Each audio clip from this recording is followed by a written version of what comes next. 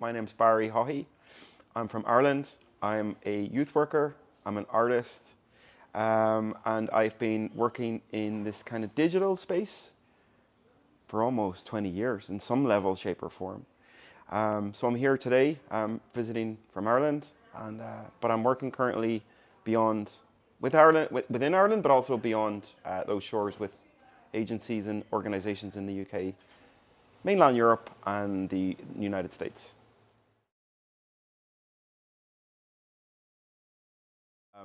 One area I guess would be kind of a creative. That's the kind of underpinning of how we can use these technologies creatively.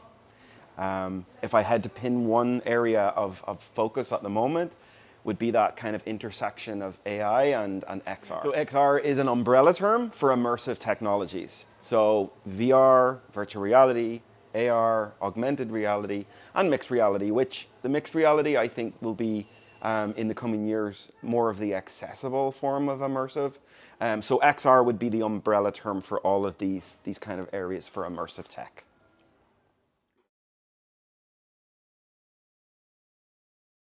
I would think, the over sort of arcing feedback that I get to witness working with lots of different professionals, youth workers, educators, counselors, therapists.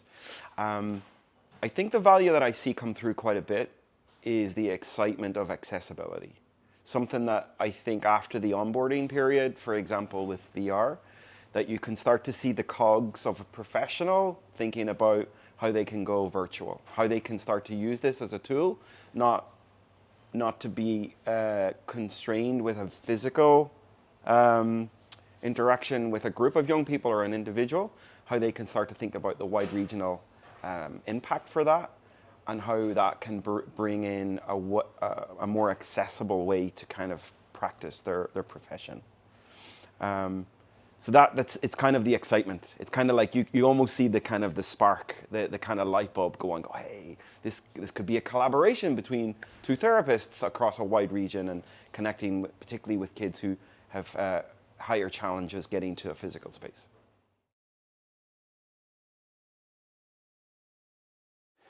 I love digital. I got an Atari when I was in the early 80s. It blew my mind. The Pong?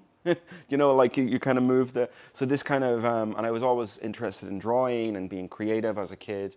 So when I was able to kind of play with pixels, very, very kind of basic, back in the 80s, it was just something, it's just been a journey that I'm still on.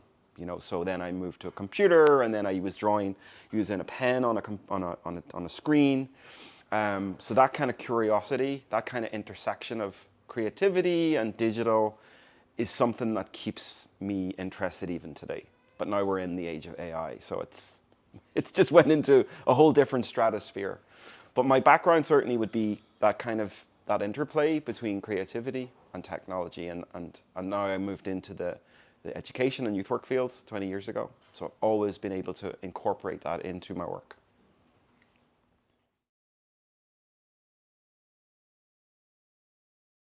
Main challenges I see from the perspective of other colleagues in the youth work field, the educational field, is just I sense the challenge would be people generally are overwhelmed.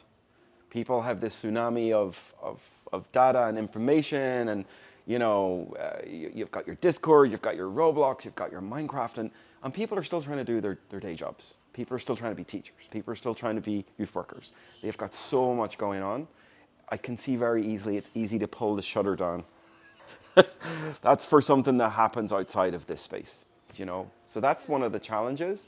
The benefits, I think when that shutter is raised, when we shine lights from a youth working perspective or an educational perspective into platforms where young people already are, I think that can be hugely powerful. That can be hugely, hugely impactful. And it brings some of the important support and conversations into these environments where young people already are. Of course, we need to tread kind of carefully because that's their space and this is their time. So we can't just barge in and be like, hey, we're here now, don't use that language and da-da-da. But I think if we kind of navigate that gently, I think we can kind of really make some impacts and inward connections with young people who may not have those connections outside of those digital spaces.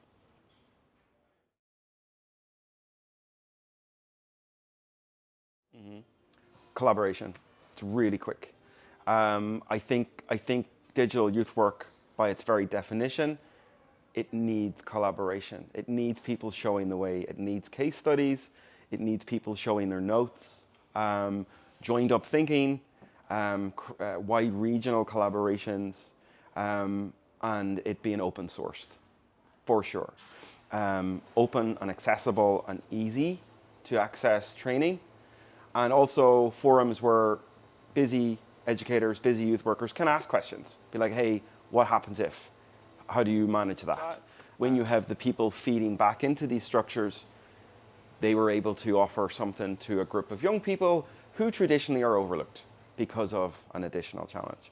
I think when you start to see the impact of those figures, that's when you get light bulbs going on. But I think on the other side, you might get people going, well, we want to keep this with us, you know? And that's the work here. How do we share that? How do we offer that out to other regions and other organizations who would be really keen to understand the mechanisms of that, but also how they could trial and pilot it themselves?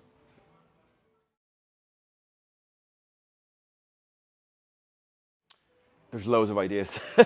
But what I see is looking at existing programs within the Erasmus infrastructure and looking at how there can be a digital layer applied. One idea right up would be looking at the exchange programs and how like we could use immersive technology, for example, as a pre-exchange before the young people travel to their regions. Yeah, in addition to the immersive exchanges, perhaps that you might want to call them, you could actually be identifying young people from regions who are excluded from conversations and participation.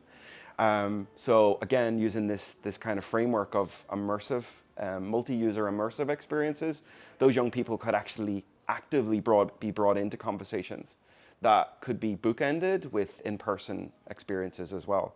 So, wide regional climate conversations, particularly for young people who live in very rural regions, who also may perhaps have an additional challenge on anxiety, for example. That could be like a pilot group that could be created very, very easily.